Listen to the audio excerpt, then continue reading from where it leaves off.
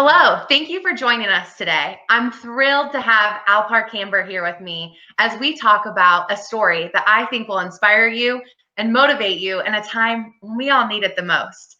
So in 2008, Alpar, you actually founded Denali.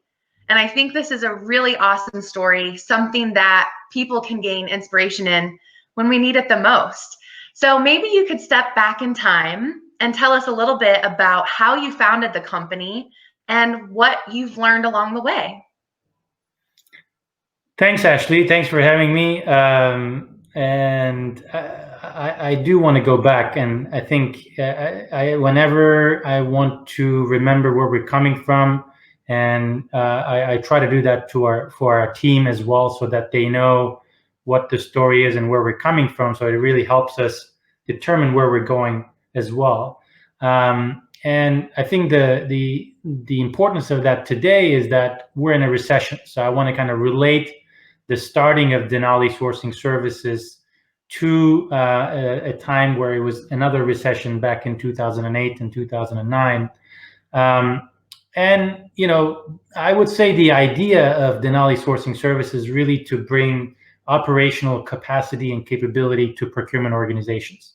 I thought that one of the missing links to make procurement more productive and more valuable to a company is to boost its operational capabilities to address more spend, to address it more quickly and more effectively, right?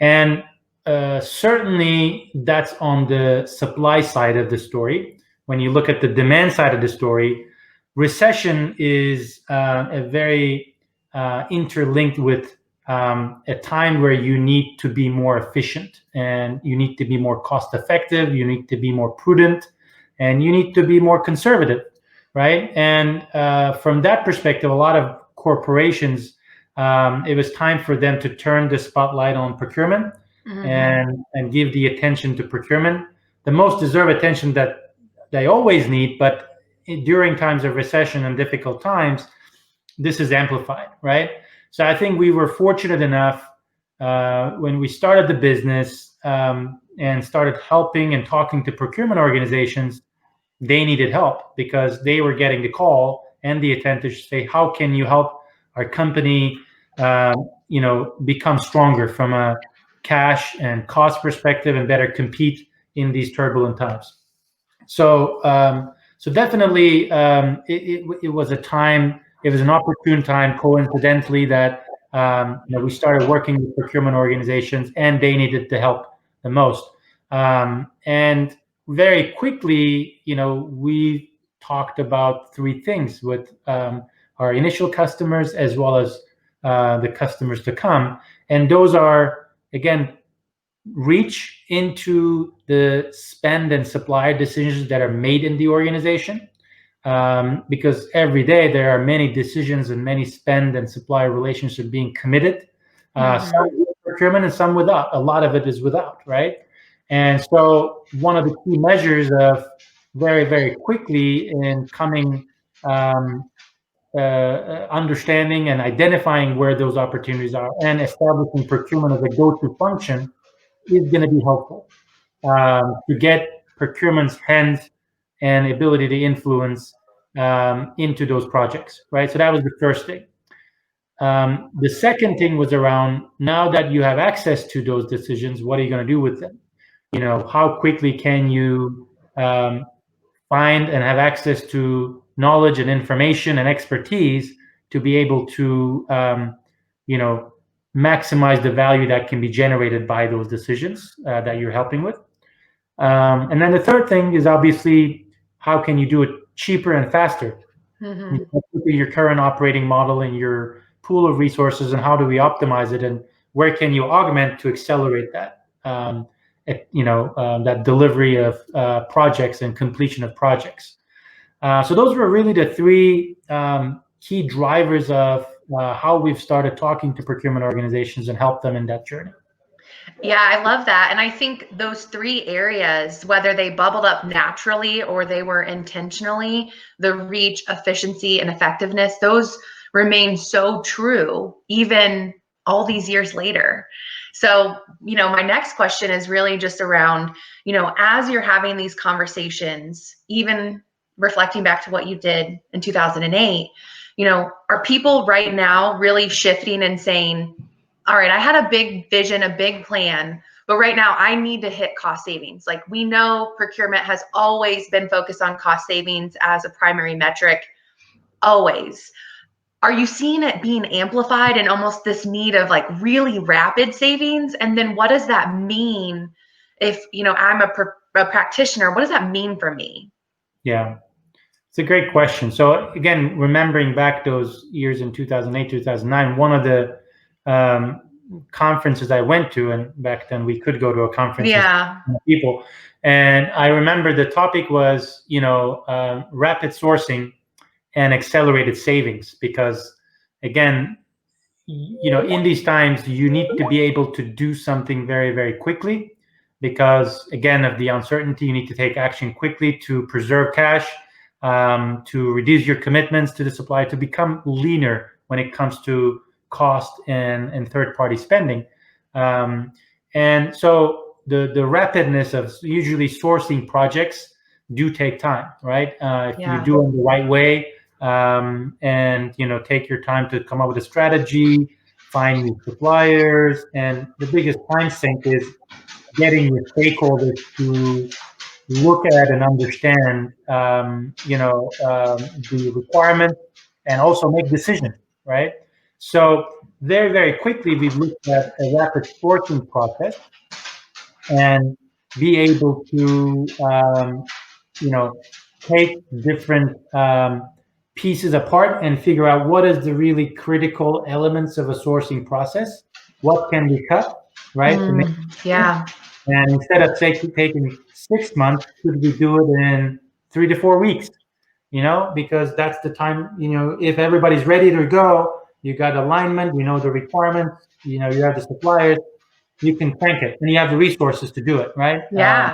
So, and that's where we come in and help. That we've got the resources, you get the internal environment ready to be able to act on those. So, compressing the sourcing cycle time is very important, which again, you can do today, right? There's so many things that in sourcing we do that, in these times, we don't have to do all of them, right? We can cut things.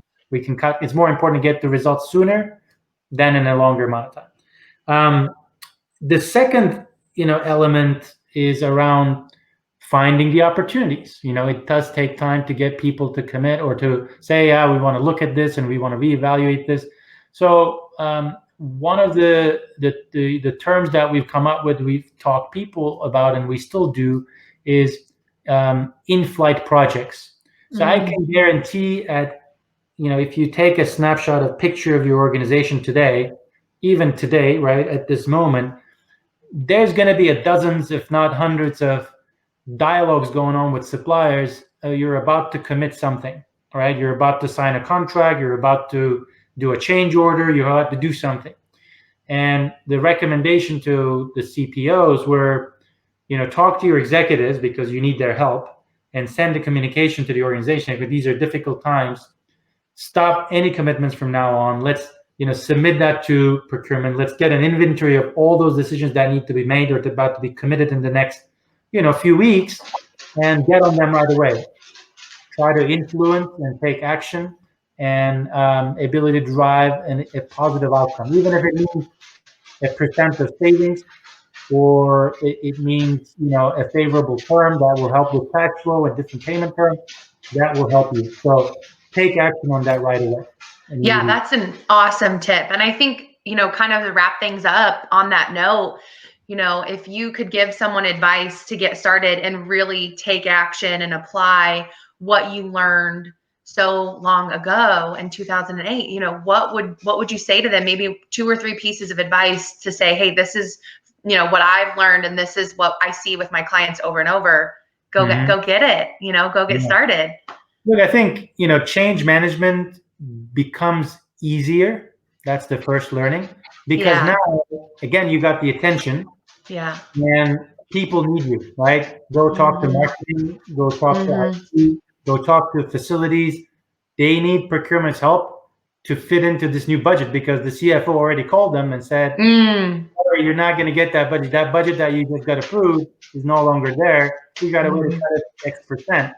Now, if you are timely enough and go talk to them about, okay, we're here to help. Here's how we can get you fit everything or the most things into your budget. Let's look at what's going on. They'll listen. So the change management piece becomes easier. It's on your side. The wind is on your side. I love that.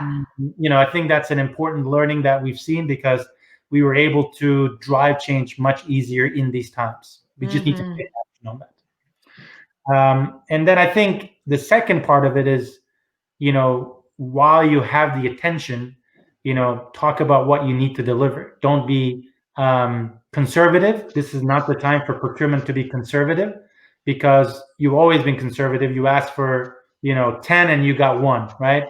This is the time to continue to ask for 10, to say, okay, but be bold enough to say that we can deliver what the organization needs, but we need extra capacity, we need a tool, or we need subject matter expertise in these areas that we don't need, and we need them quickly.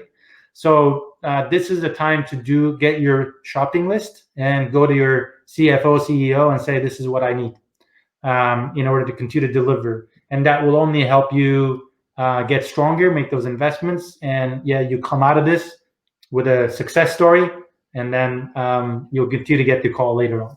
Yeah, I love that. What a positive note to end on, knowing that I visually imagine like the wind pushing me into my next meeting. Like, that's how I would feel. And, having that grocery list, being prepared, being intentional, and knowing that it's not for nothing, it's going to pay off in the end. So yeah, thank you for sharing that. I think this is really helpful. And if you're watching, tell us what you have going on in the comments below. I know we actively look at those, and Alpar, you always are active on LinkedIn, and you created your first Twitter. Okay, well, you had it, and now you have your first tweet. So you're pretty much, you are ready to go. Alpar is ready to serve. So thank you all for tuning in. We are excited to keep this dialogue going, and we wish you luck on, whatever adventure you take on next and the new hard conversations that you have. Thank you.